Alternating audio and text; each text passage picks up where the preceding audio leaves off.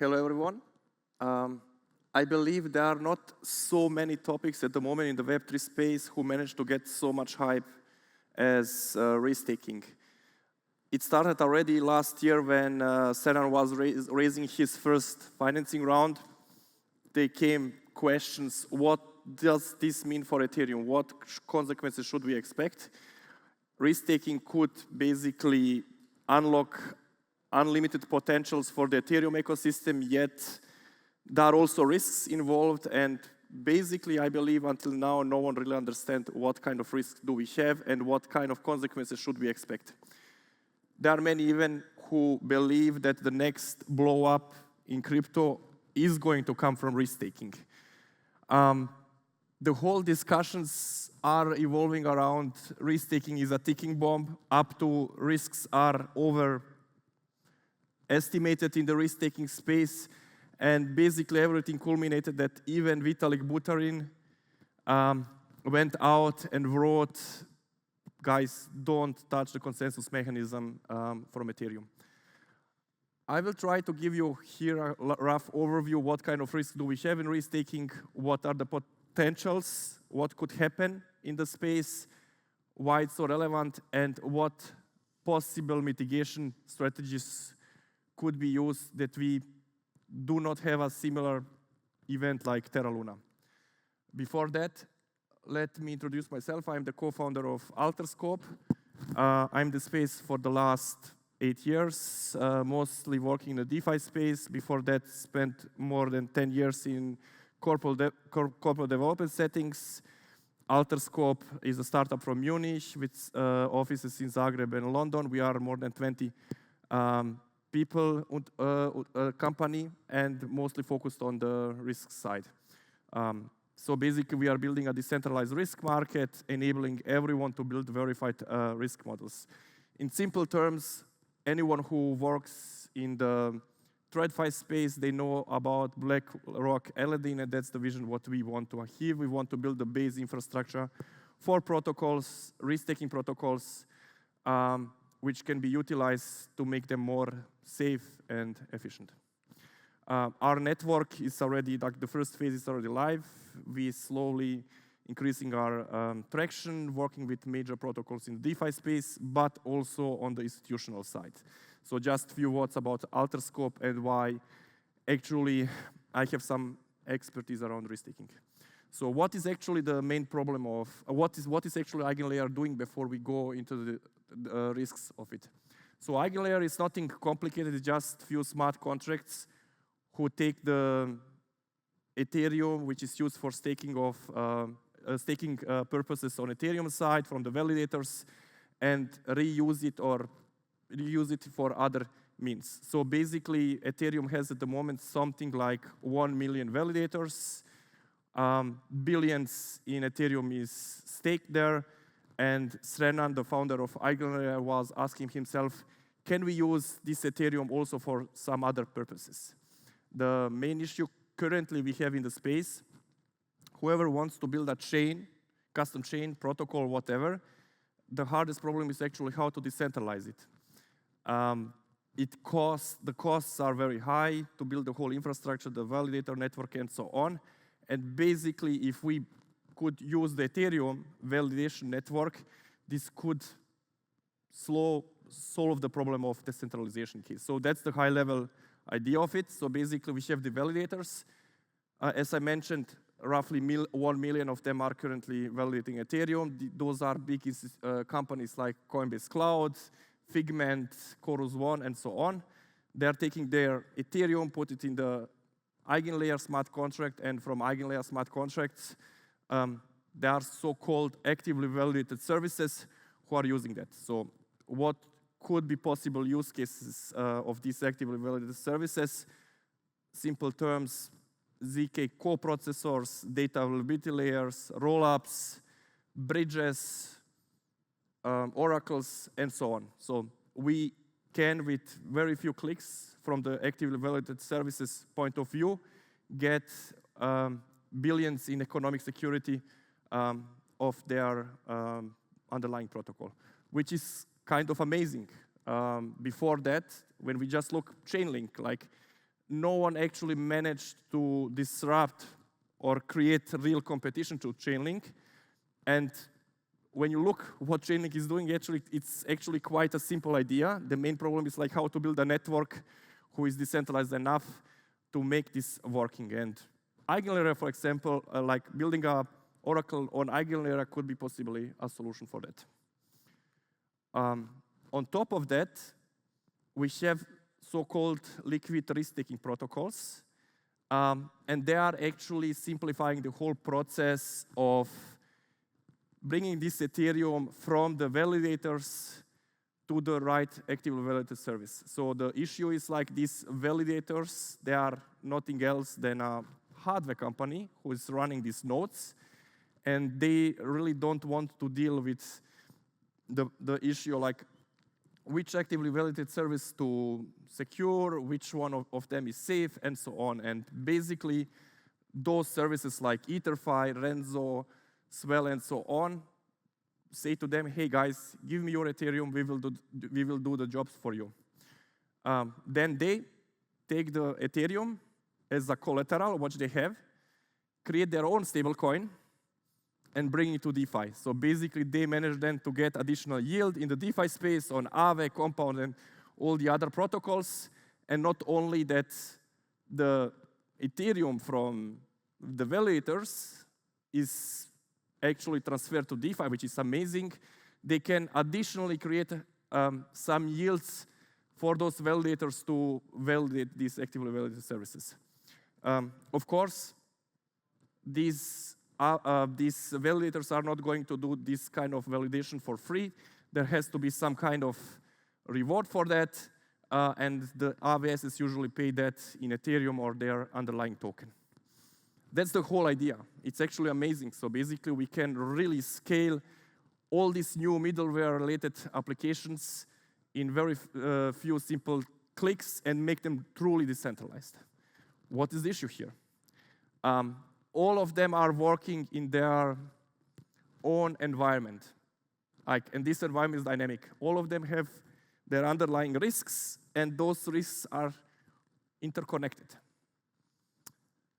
When we look just the validators, I said 1 million validators is on Ethereum. So basically, if few of them blow up, actually, it's not an issue at all. But that's far from the reality.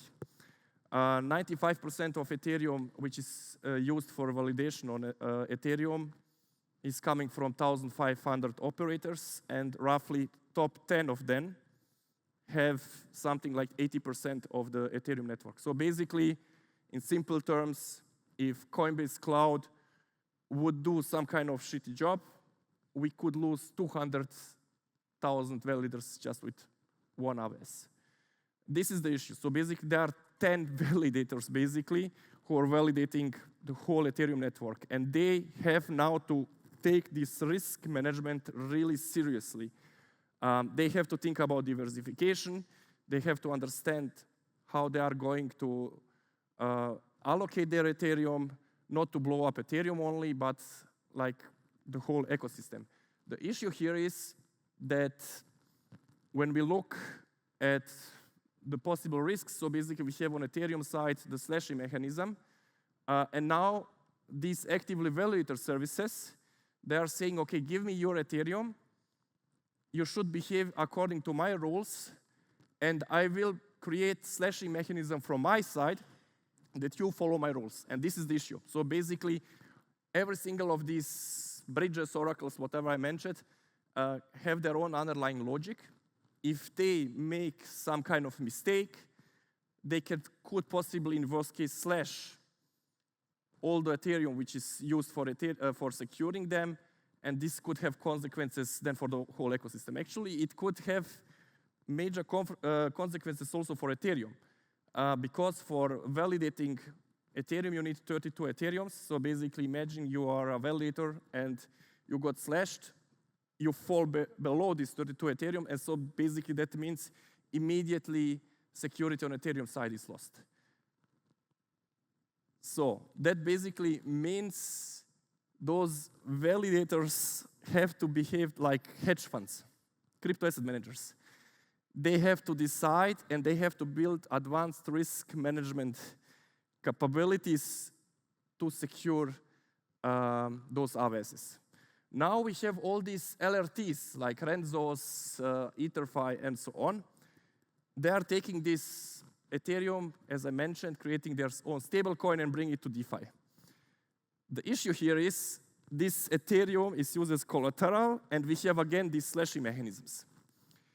If some of those AWSs slashes some Ethereum, so basically that means collateral is lost on the LRT side. So basically we have a very volatile stablecoin.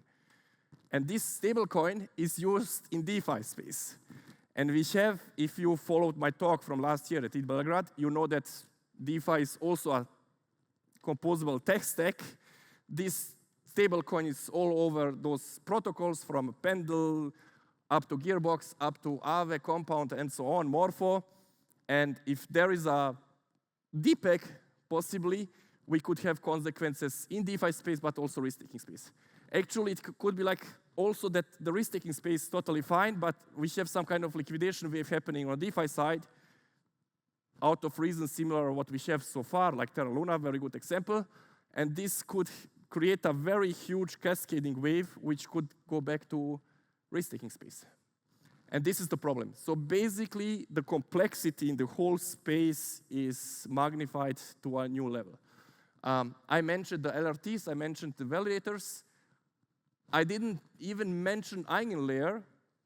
There are smart contract security-related concerns. So basically, if there is an exploit of the smart contract, I don't want to even think what could possibly happen. At the moment, EigenLayer has roughly 12, I believe, billion TVL, and I really can't foresee that something like 120 billion could go in risk-taking space. EigenLayer provides this economic securities, shared security layer, but they have also in plan, it's not yet launched, to bring their own insurance of attributed security. That basically means providing security for AWSs.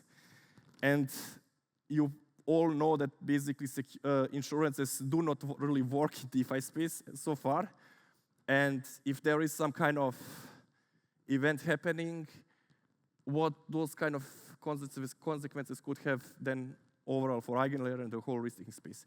I believe the founder in itself is not sure how he's going to manage those kind of risks. And besides that, lastly, we have AWSs, actively validated services. I mentioned the slashing mechanisms, which should go live in the next 6 to 9 months.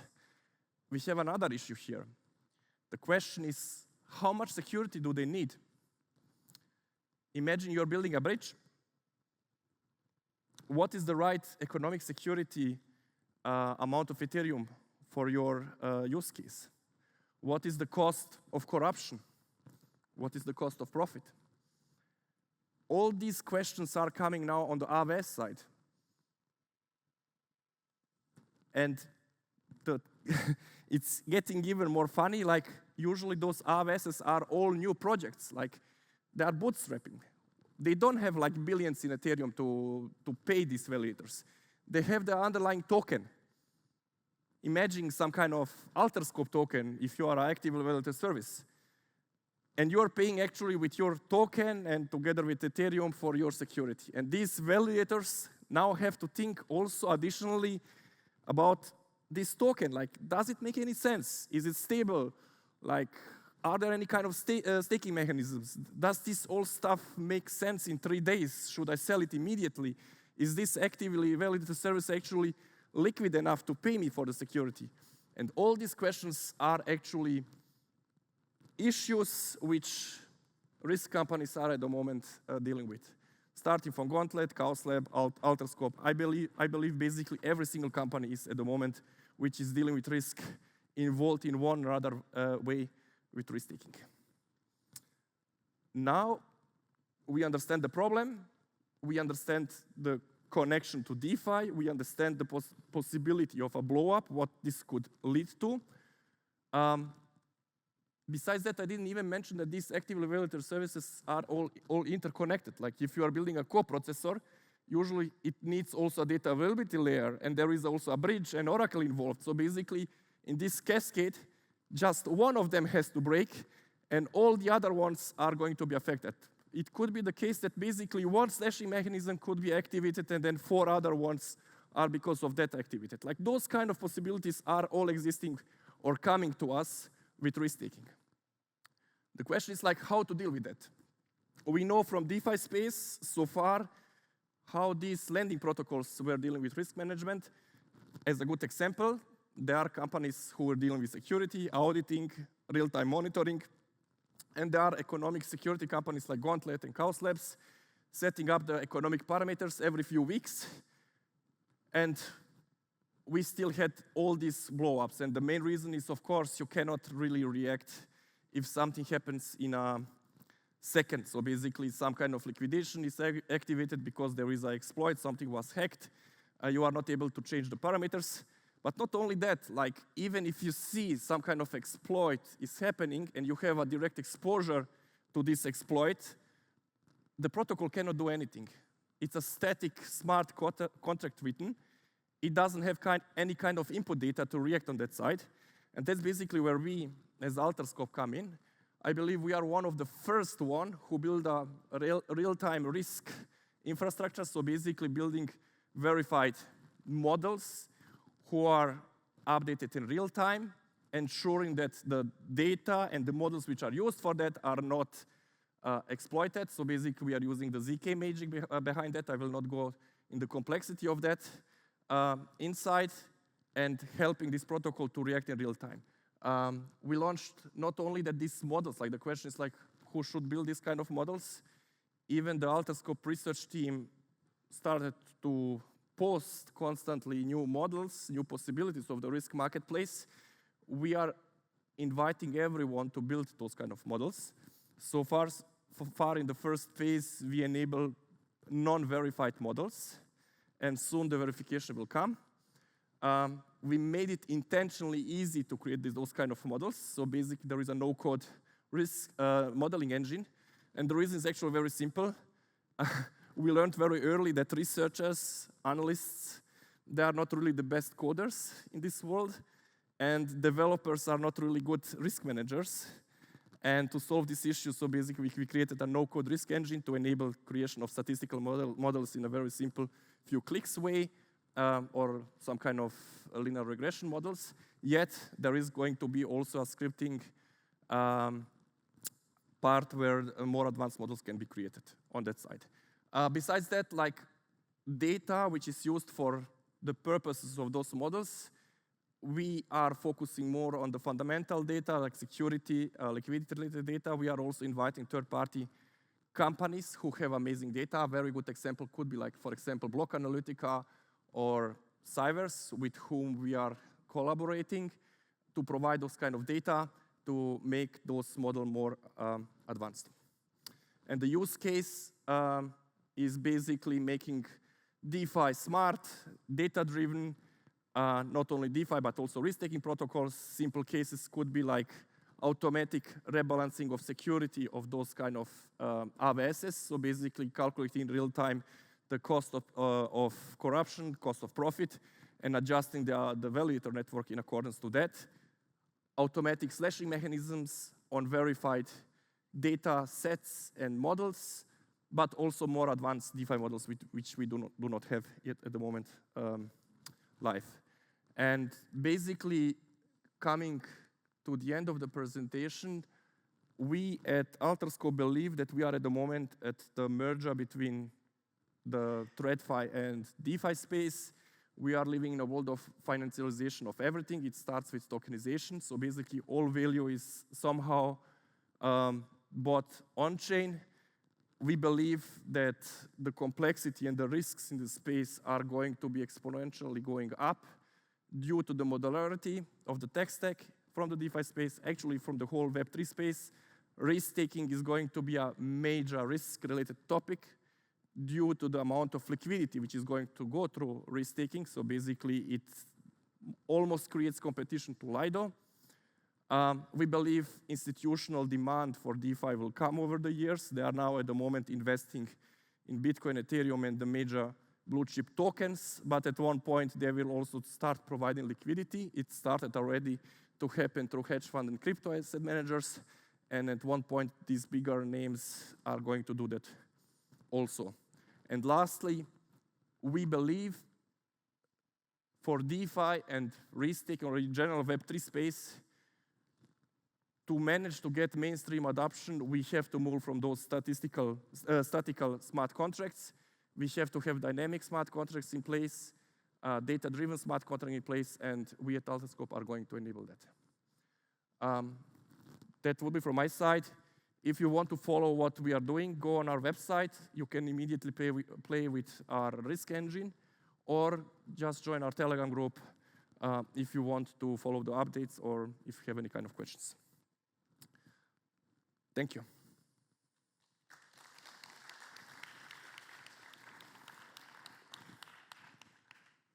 Any questions from your side?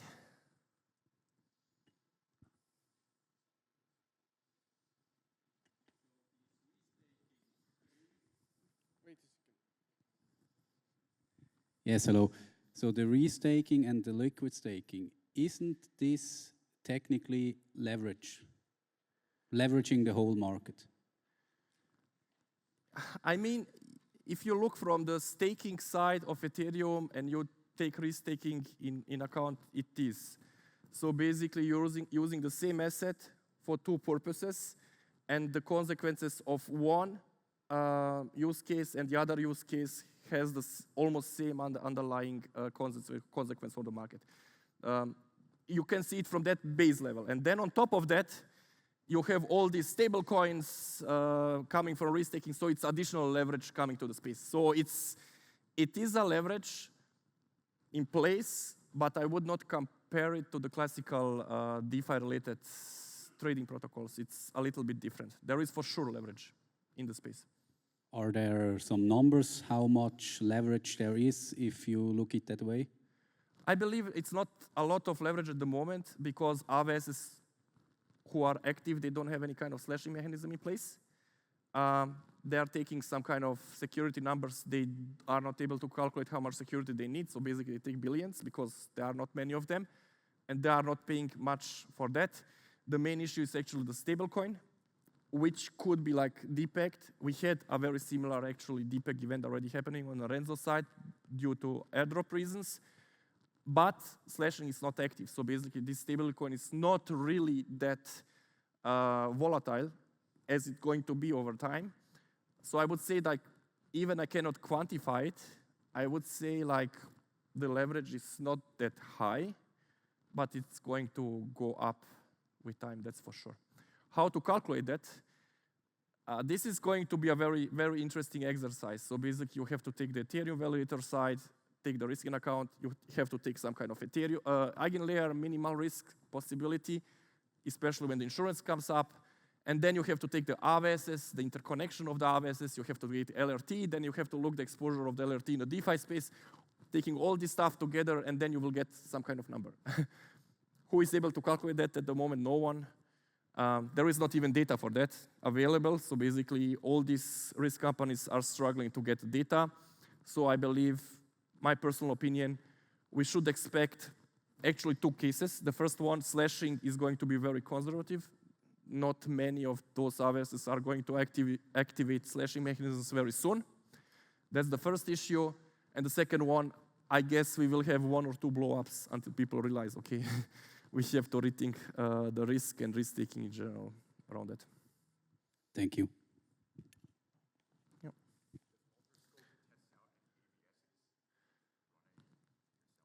Yes, we plan to run we at Alterscope plan to be an actively validated service, and the reason for that actually is a different one. For risk modeling, you need, besides on-chain data, also off-chain data. And you have to ask yourself, how are you going to validate this off-chain data? Like, even if we bring it to our infrastructure and we do the verification of the storage, the computation, and so on, if we bring bullshit in the database, then the bullshit goes out. And we are going to use the validators, adding additional services to them. So basically, the scrapers of data coming together, they are getting the same data points, and then on a consensus-based mechanisms, proving that the data is not manipulated to ensure that whatever is written in the database, it makes sense. And for risk management, really, off-chain data makes a lot of sense. Security data is off-chain data. You look social media data, Twitter, like all this community, these panics, what we saw so far, they are really mattering for the risk management side on that level. And so basically the data agents from our side, we are working with companies like Autonolas. The data agents are going to be run on those validator network.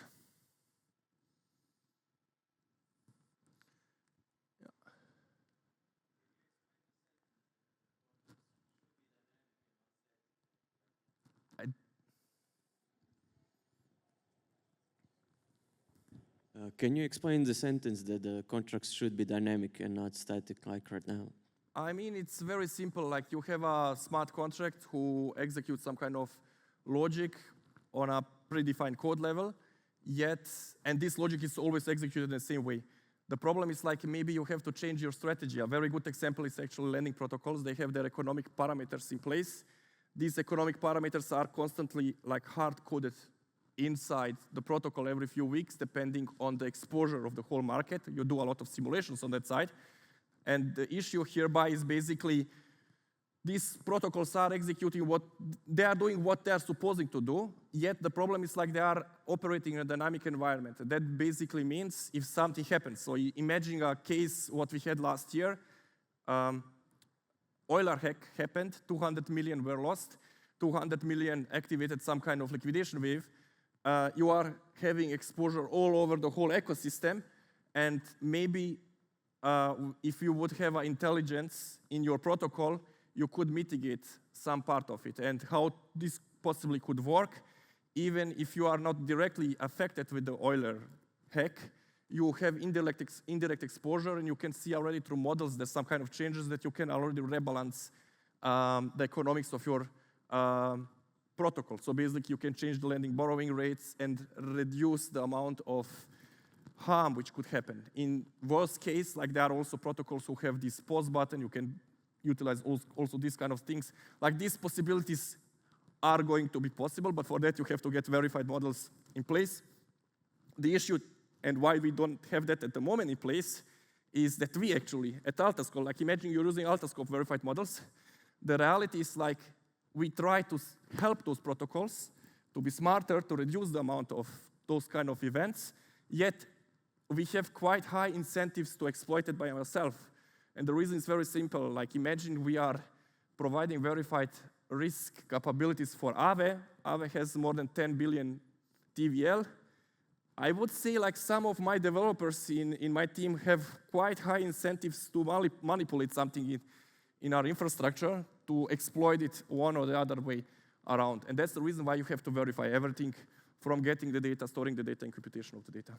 But when we lose some composability, when we lose some composability of the contracts, if the contracts will become more dynamic.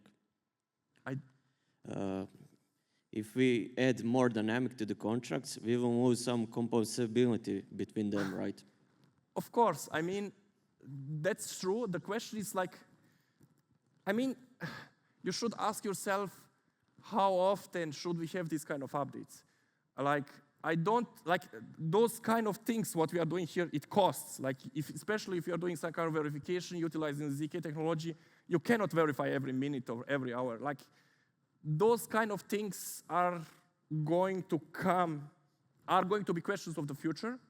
That's sure. For now, those verification is going to happen every few hours, every few days, depending on the use cases. So basically making the models smarter with additional like triggering events in place.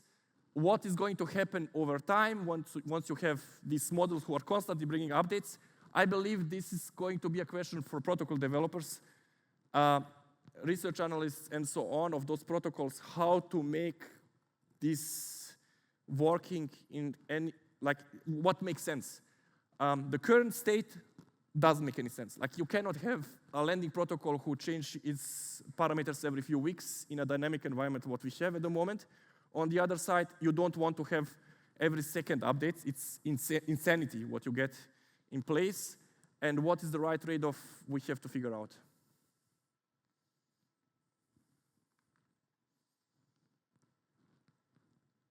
I guess there are no other questions. Thank you.